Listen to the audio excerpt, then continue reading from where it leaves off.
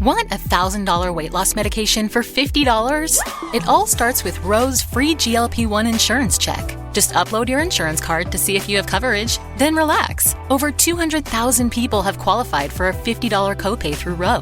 Go to ro.co/health. Half of covered patients have a $50 per month copay or less for medication, plus $145 monthly Roe membership fee. Deductible cost may apply and final cost varies by insurance plan. For safety information about GLP-1 medications, including boxed warning, go to ro.co/safety, RX only. This is episode 417 of That Shakespeare Life. Hi, I'm Steve Thompson from Headland Archaeology. Another great method for studying the life of William Shakespeare includes listening to That Shakespeare Life. My friend, Cassidy Cash. Welcome to That Shakespeare Life with Cassidy Cash. Cassidy believes that if you desire to successfully learn or perform Shakespeare's plays, then understanding the real life and history of William Shakespeare himself is a must. That Shakespeare Life is the podcast that helps you go beyond the curtain of some of Shakespeare's most iconic works and explore the world of early modern England as Shakespeare would have lived it, learning from the writers, historians, and performers who know it best. And now, here's Cassidy. In Shakespeare's Othello, the second senator in Act 1 warns of a Turkish fleet bearing down on Cyprus. Later in that same scene, the Duke of Venice remarks, "The Turk with a most mighty preparation makes for Cyprus. Othello, the fortitude of the place is best known to you." References to Cyprus appear again and again throughout the dialogue of this play, calling attention to wars, naval battles, and the conflicts surrounding the island, including, as Iago puts it, the struggle between, quote, grounds Christian and heathen, end quote. Shakespeare places Othello in Cyprus at a moment of extreme tension. In the play, the island has just faced an imminent invasion by the Ottoman Turks. The Venetian fleet is mobilized, generals are dispatched, and Cyprus is on high alert.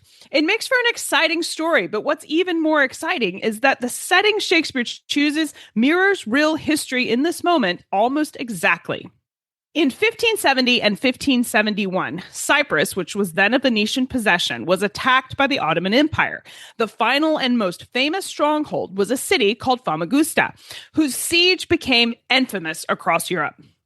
For Shakespeare's audience, Cyprus under Turkish threat was not fictional. It was recent news. When Othello opens with fears of invasion, Shakespeare is tapping into a collective memory of terror and loss that was still emotionally raw.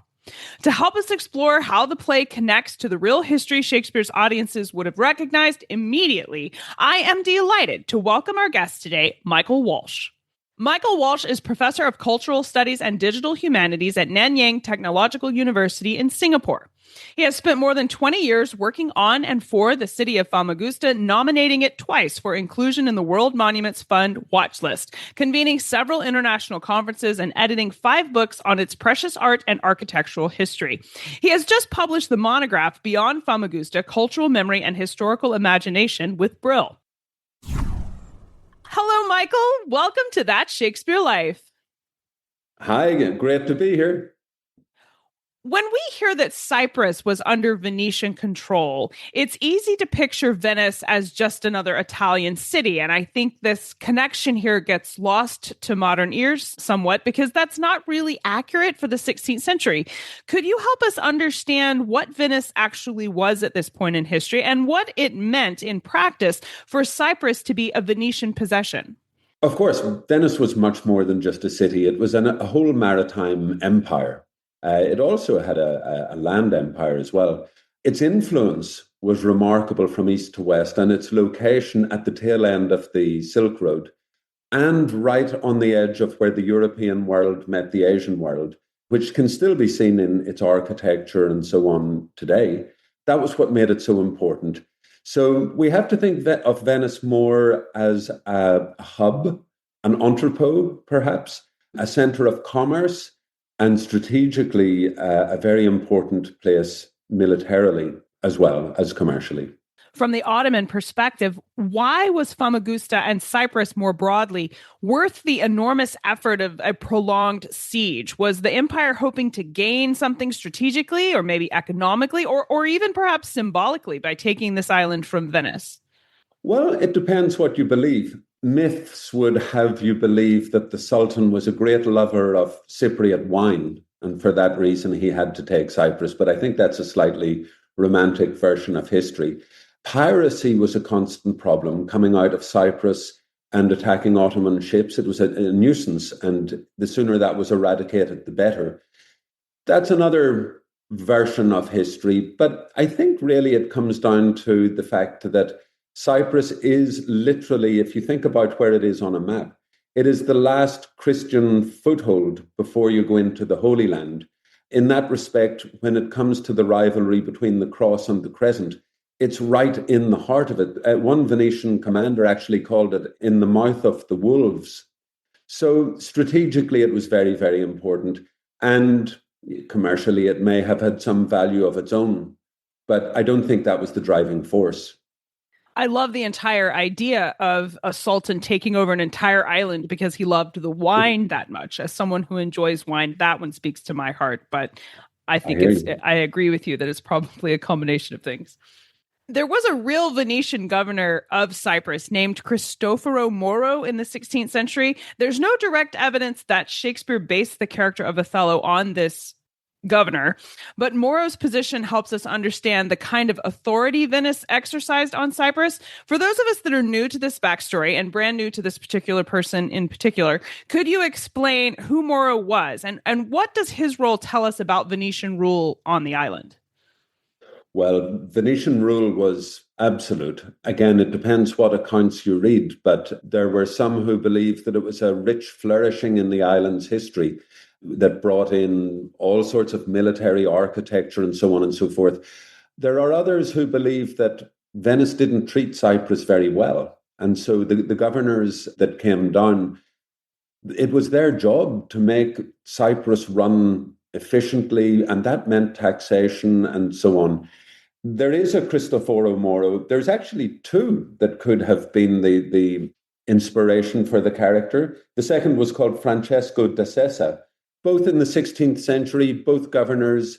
And in fact, Cristoforo Moro had his own tragedy and his own romantic tale that is Shakespearean in a way, in that when he was going back to Venice after his time in Cyprus, his wife died on the journey back to Venice. So there's an element of tragedy even in that.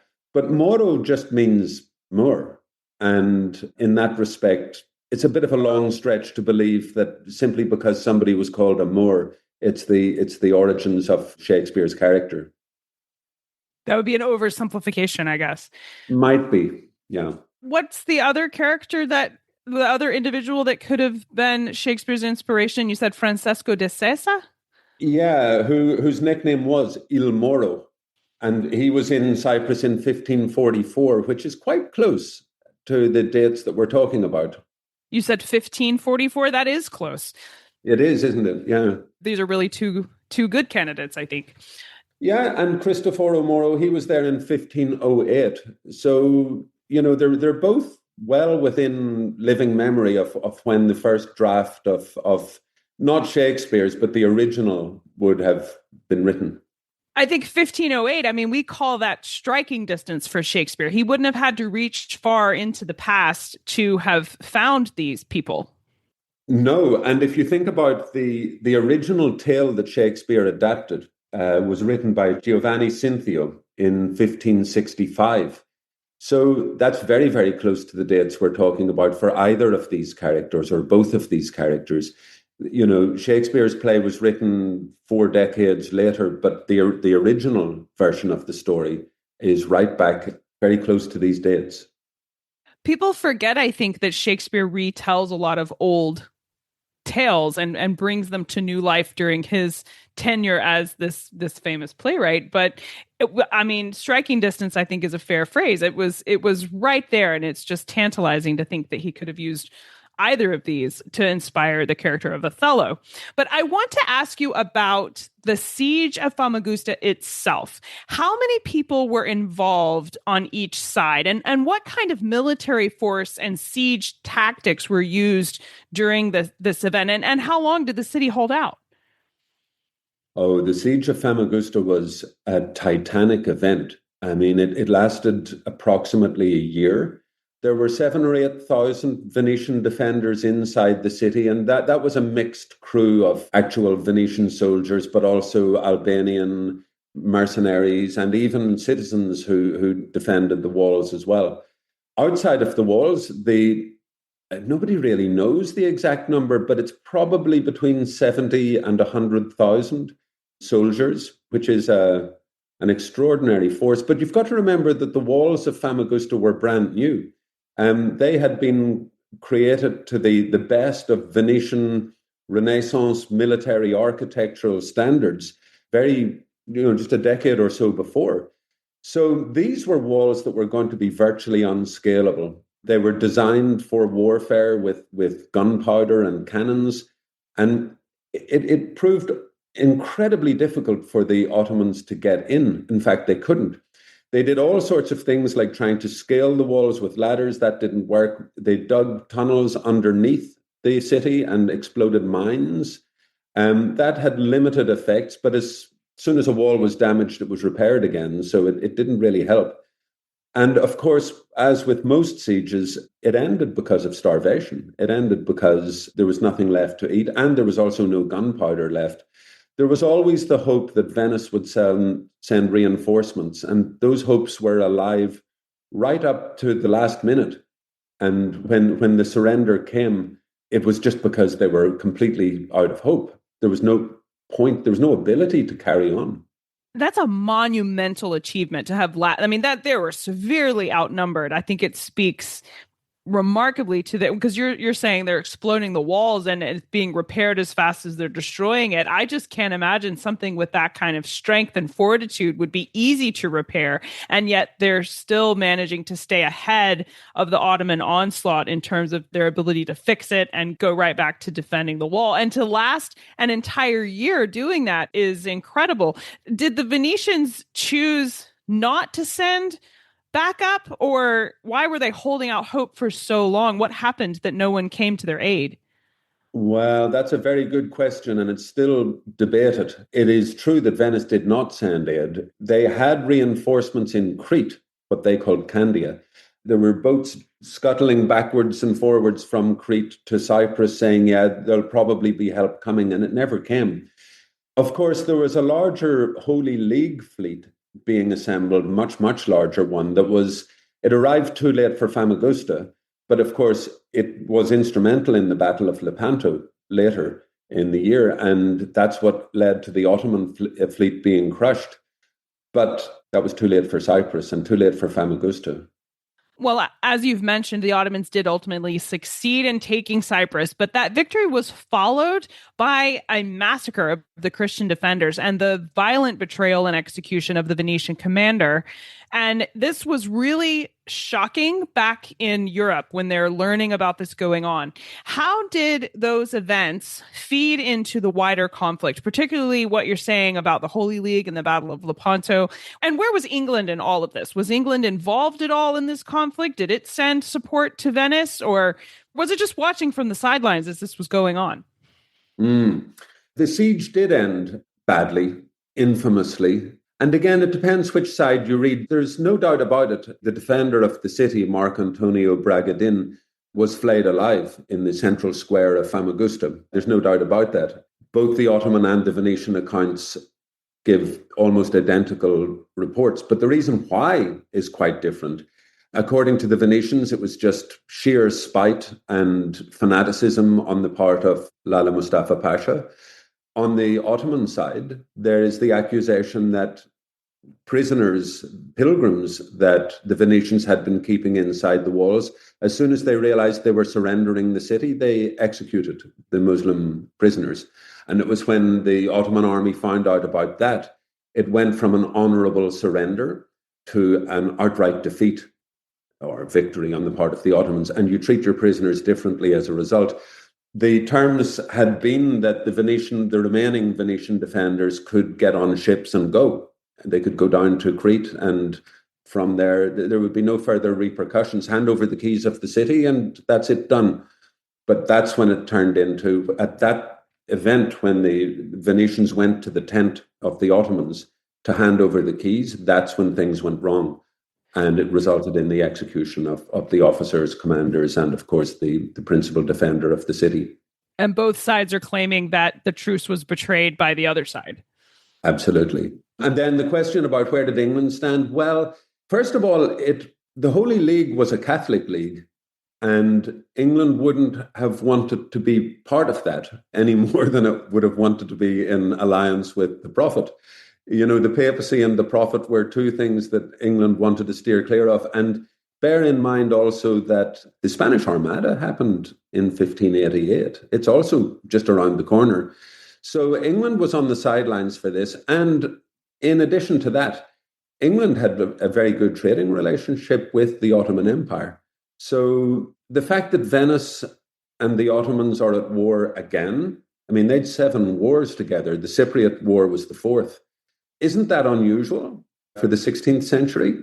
And in fact, the rate at which things went back to normal, I mean, Venice and the Ottoman Empire were trading again by 1573, I think. I mean, you win some, you lose some, Cyprus is lost, you get on with it. And a couple of years later, you sign a new trading agreement and you're away again.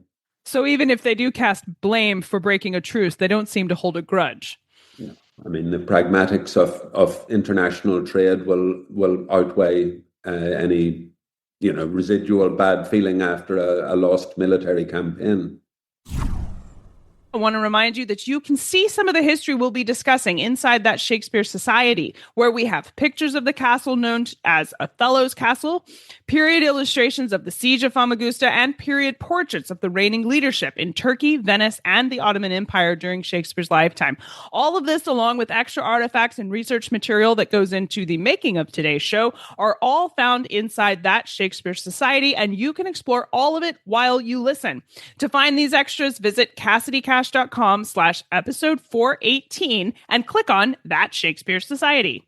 And now, let's dive into the history. If my dates are right here, the Siege of Famagusta is happening in 1571, and that's about 33 years before Shakespeare wrote Othello. Now, for Shakespeare's audience, that's not distant history. It's more like us looking back to the 1990s today here in the US. The moments like fall of the Berlin Wall or the First Gulf War, they're things that you as an adult individual might not have lived through on your own, but you definitely are familiar with that history. You know what that was to your nation and to the world at large. And as Shakespeare sets Othello in Cyprus, and he's alluding to this conflict, would an English theater audience have similarly recognized Famagusta as a recent emotionally charged event that had occurred on a global scale? Or was that only something you'd have known about if you were in the upper echelons of Tudor government at this time? Well, I think an important thing to note is that when Cinthio's original play was written in 1565, that's before the War of Cyprus happened. So when Shakespeare adapted that, it was after the war in Cyprus had happened. So it's the same story, but one is in anticipation of something that might happen, the fear of an Ottoman invasion in Cyprus. And the other, Shakespeare's version, is after it had happened and after Lepanto had happened as well. So there would have been, when it was originally written in 1565, it probably wouldn't have had that kind of resonance. But when Shakespeare wrote Othello, it certainly would. Whether or not people heard of Famagusta in particular, perhaps they had. They would definitely have known about the rivalry between the cross and the crescent. They would definitely have known ideas like which Daniel Wittges has written about, the idea of turning Turk, the idea of the threat of Islam to Christian Europe and so on. So whether or not Famagusta by name would have been known, it's probably a bit unlikely. The fall of Cyprus would, especially the execution of Bragadin, would probably have been known. And also, Othello wasn't the only play that dealt with this. On the theatre, there were several other plays, all of which dealt with this kind of idea of losing your soul and becoming a martyr to a belief. Surprisingly, and I think one of the most fun parts of this story here of the Siege of Famagusta is that there is a fortress in Famagusta that today is commonly called Othello's Castle. But that name comes from Shakespeare rather than from its original military function. But Michael, could you walk us through what this structure actually was in the late medieval and Venetian periods, how it functioned during the siege, and then how did it over time come to be called Othello's Castle? Oh, well, it's been there from the very beginning. It defended the mouth of the harbour. There was a chain that ran across from the castle to a mole, and it stopped ships from getting in and out. There's even accounts from when Richard the Lionheart came through Famagusta, and think how far back that is, that there was a castle there. And of course, it changed with time. It was French, it was Lusignan, then it became Genoese, then it became Venetian, then it became Ottoman. And each of those eras and empires and dynasties left behind the architectural marks on the castle. When the British came, 1878, Cyprus went under the administration of the British Empire.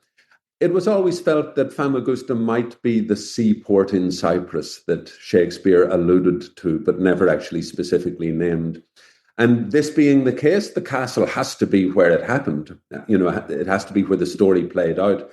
There's a romantic idea to it. But also, I think there was a little bit of legitimizing England's claim to Cyprus as part of the empire. If this was where Othello was staged, what could be more English than Shakespeare? And it's also the island of Richard the Lionheart. So, you know, if you can strengthen these cultural ties, you can make a slightly more powerful imperial claim to a distant island as part of a growing empire, which incidentally is right next to the Suez Canal. So the idea that, well, it's just very British to have Shakespeare and Richard the Lionheart associated with this one island. It was also a good way to get money from a notoriously parsimonious imperial government. If you could say that this is the heritage of Othello, we need to look after the walls, we need to look after the heritage, we can't treat our own heritage this badly, it meant that you could actually apply for money on the grounds that it would be a violation of cultural values to allow such a city to fall into disrepair, especially the castle. Well, whether it was motivated by romance or propaganda, I'm certainly glad that it has been preserved. This castle is still there to go and to see. Now, I was curious about the location of Othello's castle. When we were putting together the questions for this week's episode, I made the mistake of suggesting Othello's castle was in Turkey, and Michael was kind enough to correct me about that. But Michael, explain exactly why that's incorrect. Okay. Well, Cyprus is an island in the Eastern Mediterranean, and it's divided. It was part of the British Empire until 1960. It became a republic in 1960, and internal problems began in about 1963. To cut a long story short, there was a military intervention in 1974, which saw the Turkish military coming and literally dividing the island, and there was a population exchange. And in 1983, the northern part of the island, where Famagusta is, and where the Othello Castle is, declared itself to be a republic, the Turkish Republic of Northern Cyprus, which is only recognized by Turkey.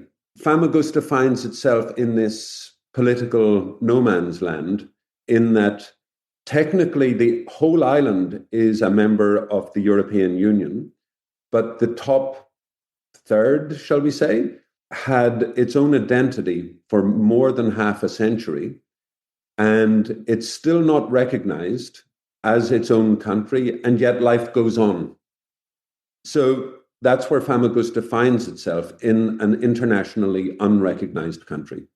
I love this part of its tale because regardless of how that space is recognized internationally, Famagusta has managed to maintain the romance of its story even through to today. And I think that just ties into its Othello legacy even better. So I thought that was a fascinating part. It's interesting to note that when there are efforts in post-conflict resolution between the Greek Cypriots and Turkish Cypriots. Othello was used.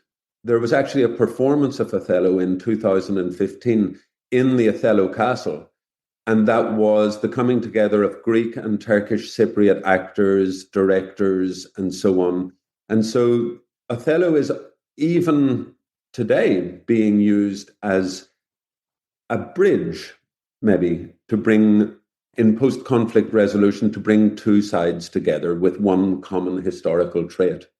How wonderful for Shakespeare's plays being used to bring people together and find that unity over theater. That's poetic and fantastic. Absolutely. And it occurs to me also that as Famagusta moves forward, Othello can be a form of niche tourism. There's not much tourism in Famagusta because of the status in an unrecognized country.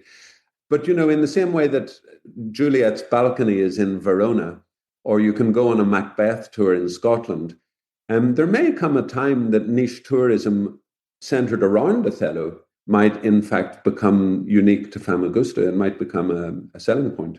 Well, I certainly hope so. Michael, given the depth of your research in this area, you're uniquely positioned to guide us when it comes to learning more about Famagusta and the history here. And for listeners who are new or who want to continue exploring this subject further, where would you suggest we begin? Well, a good starting point would be Daniel Wittges. He has done a lot on English theatre and the idea of turning Turk. He's even specifically written about Othello in that respect. Back in 1997, there's a brand new PhD by somebody called Catherine Muscat from the University of Bristol. It was awarded in 2023. It's all on visions of Cyprus on the early English stage. So, and it's a free download. It's easy to access.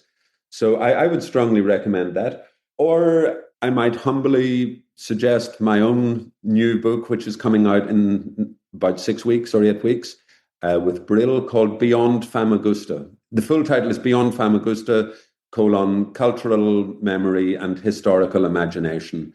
And it's all about not just the history of Famagusta, but how it got adapted to the opera, ballet, film, and so on. So that might not be a bad place to turn for anyone who's interested in either Famagusta or the stories that come out of it.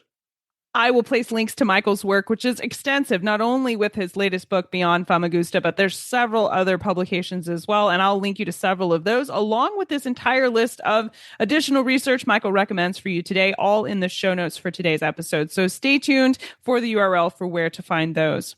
Now, Michael, we ask everyone this next question here at That Shakespeare Life, and that's, what's the one book you would take with you on a deserted island? My friends in England tell me I'm supposed to allow you the complete works of Shakespeare and a copy of the Bible, so your choice would be in addition to those. That's a very, very difficult question, but I think my favorite writer is Patrick Leigh Fermor, whose house I've had the pleasure of visiting in the southern Peloponnese in Greece. And the book would be Mani, M-A-N-I. It's a region of Greece that he wrote so beautifully about. It's also my favorite part of Greece by far. And it's a project that I'm doing. It's a documentary film that I'll be shooting in a year or perhaps 18 months on following Patrick Leigh Fermor's footsteps, using the book Mani to retrace all the visits he did to the various peninsulas and headlands and decorated churches and tavernas in villages and so on and so forth. So I think my answer is Mani by Patrick Leigh Fermor. I think that's a perfect selection. And how exciting on your documentary film. We'll look forward to seeing that. It sounds beautiful. Thank you. What's next for you? What are you working on now that you're excited about? Well, we are just putting the finishing touches to another documentary film, which will in time be a book, if you give me a little time to write it up. It's a story about a piece of classical music that was written by an unknown Australian composer on a Greek island called Skyros in 1915 at the burial of the English poet Rupert Brooke. And neither Rupert Brooke nor the composer Frederick Kelly survived the war. Both were killed in the First World War, but the piece of music has survived. So what we did is we basically took the music back to the Greek island of Skyros, to Rupert Brooke's grave, and had it performed there. And we made a documentary film that after 110 years, here is the return of the piece of music to the point of origin. And it was actually a very emotional and very moving film to make. And I hope I can do it justice when I write the book as well. Well, that's simply beautiful. What a wonderful tale. And I'm glad that you had that opportunity to do that. Thank you so much, Michael Walsh, for being here this week and helping us understand the Siege of Famagusta and its place in the life of William Shakespeare. I really appreciate you being here to share it with us. My pleasure entirely. If you'd like to learn more about Michael Walsh and his latest monograph, which includes a section on Famagusta and Shakespeare's Othello, I invite you to visit the show notes at CassidyCash.com/episode 417.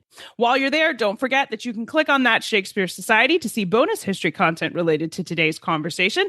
And of course, more good conversation with our guest. If you'd like to ask him a question directly inside that Shakespeare Society is the place to do that. That's CassidyCash.com/EP417. That Shakespeare Life is researched and produced by me, Cassidy Cash. Our audio engineer is Gary Mayholm. That's it for this week. Thank you for listening. I'm Cassidy Cash, and I hope you learned something new about the Bard. I'll see you next time. Bye-bye. Thank you for listening to That Shakespeare Life. As always, the best conversations happen after the episode over at CassidyCash.com. Become a part of a vibrant Shakespeare conversation by adding your voice over at the website. Until next time, remember, when you want to know William Shakespeare, you have to go behind the curtain and into That Shakespeare Life.